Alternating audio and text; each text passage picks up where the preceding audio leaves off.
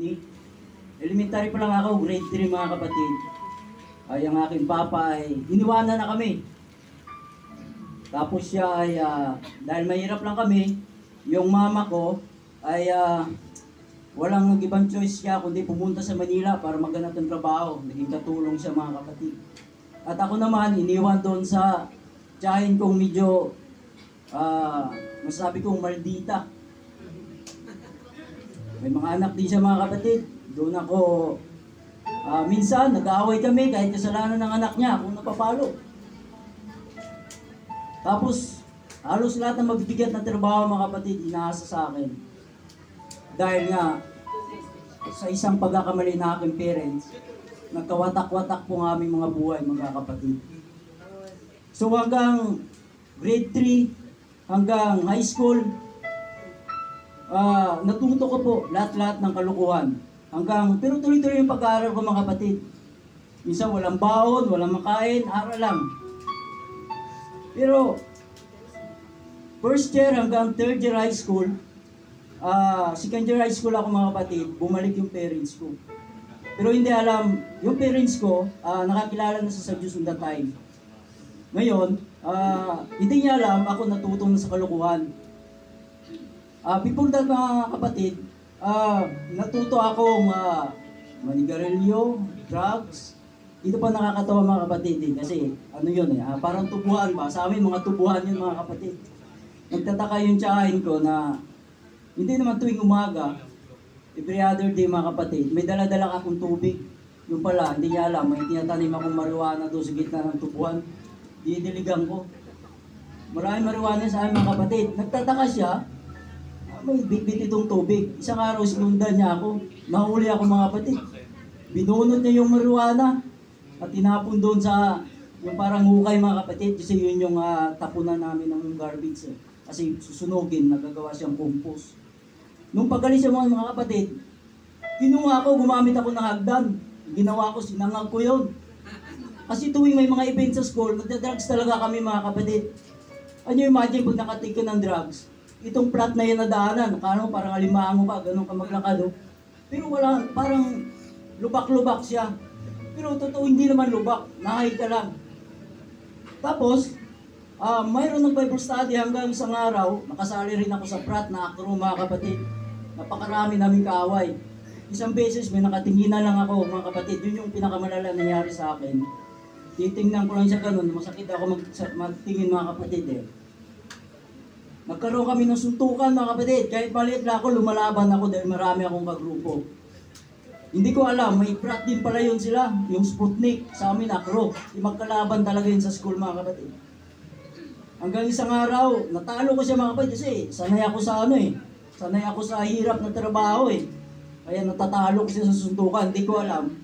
Pinasok nila ako sa school. Nag-uniform yung mga kasamahan nila mga kapatid para hindi malata. May hawak na kutsilyo yung isa, sa akin naman para hindi ako mahuli ng guard, tsak ko lang mga kapatid. Hanggang nakita ko, 5 sila mga kapatid, pinasok ako sa school, sasaksakin na ako nila, halos hindi ako, mga kapatid, makaya.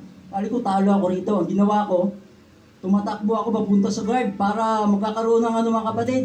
Yung intention ng guard ba, makukuha. Kasi takbuhan na yung mga tao And then, nakita ko, bumitaw na yung guard, takbuhan na rin sila mga kapatid. Pero yung isa, nahabol ko, nagantihan ko pa rin, napuruhan din siya. Nakahawak ako nung kahoy na kasi mabilis ako tumakbo mga kapatid Nahabol ko siya, isa medyo chabi-chabi. Nahabol siya. Ngayon, ang buhay ko ganun palagi. Can you imagine mga kapatid, minsan umuupo ako sa school, recess, may bigla na lang pana na tumutusok sa buti na lang hindi ako natatamaan. Nakaupo ka mga kapatid, may titirador sa iyo ng ambala yung parang pana. Tapos, kailangan mga kapatid, bago ako sumakay ng jeep, may jeep na doon bago ako lumabas sa school, kailangan may jeep na doon sa gate. Kasi pag hindi, bugbog sarado ka, ang daming nakabang, hindi mo alam kung sino kalaban mo. Patuloy yun na patuloy mga kapatid, hanggang problema na rin ako ng parents ko. Pero ang mama ko, sinasabi niya lang palagi, maglingkod ka sa Diyos. Wala yung kabuluhan yung mga bagay yung ginagawa mo. Maling-mali yan. Pero hindi ko siya sinusunod. Kahit mga tsahin ko, kahit sino-sino pa, hindi. Never ko sinusunod. Hanggang isang araw mga kapatid, na nagihinip ako. Parang tutong-tuto talaga mga kapatid. Ako daw ay umakyat sa bundok, parang hinahabol ako ng mga tao. Habang hinahabol nila ako mga kapatid, umakyat ako sa bundok. Nung ako'y malapit na sa bundok mga kapatid, sa pinakatuktok, bigla natibag yung inapakan ko. At sa pagkatibag mga kapatid, malalaglag na ako, hindi mayroong kamay na umabot sa akin. Hindi ko naman isasabi na kung sino yon. Basta ang ginawa ko, para hindi lang ako malalaglag, inabot ko yon. Pag-abot yung mga kapatid, niyakap ko siya bilang pasasalamat. At sa ganung paraan mga kapatid, nakita ko na parang sa kabilang parang ang ganda, ang liwanag. Pero yung niyakap ko, parang hindi ko siya maaninag, mga kapatid. Tapos, pagkatapos noon, bigla akong umiyak. Grabing iyak ko mga kapatid. Kita mo minsan, nakikita ko yung mama ko, nagigising ako minsan, siya nagluluhod.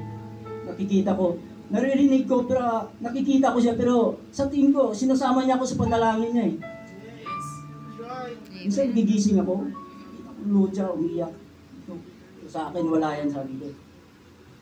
Noong naman naginip ako na gano'ng kapatid, bigla ako umiyak, hindi po ako basta-basta umiyak. Sapagkat ang puso ko'y pinatigas ng pagsubok. Totoo yan mga kapatid.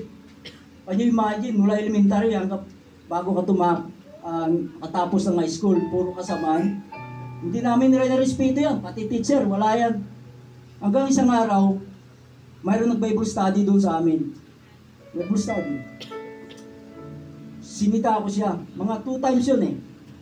Palagi siyang ganun. Sabi ko sa kanya sa isang pastor, kasi antok pa kami, galing disco eh. Tapos yung wali-wali ba? Anong ginagawa natin? Mag-ingay. Sabi ko, ano ba naman yan ginagawa ninyo? Sabi ko, ang Word of God, sa simbahan na yung ginagawa, hindi dito sa bahay. Nakita ko yung buwangan ng pastor, parang gumagano-gano siya, siguro rin-rebuke na ako. And then, ito naman yung mama ko, naikwento niya. Yung mama ko siguro, masabi ko, Good Samarites, diba? Sabi nila, pag chismos ang Kristiyano, Good Samarites, sabi nila. Naikwento niya, mga kapatid. Tapos sabi ng pastor, sumama ka sa mama mo sa church. Atin ka lang, sabi sa akin. Matin naman ako. Tapos, tuwing pananalangin niya mga kapatid, tuwing preach niya, nakatingin siya sa akin.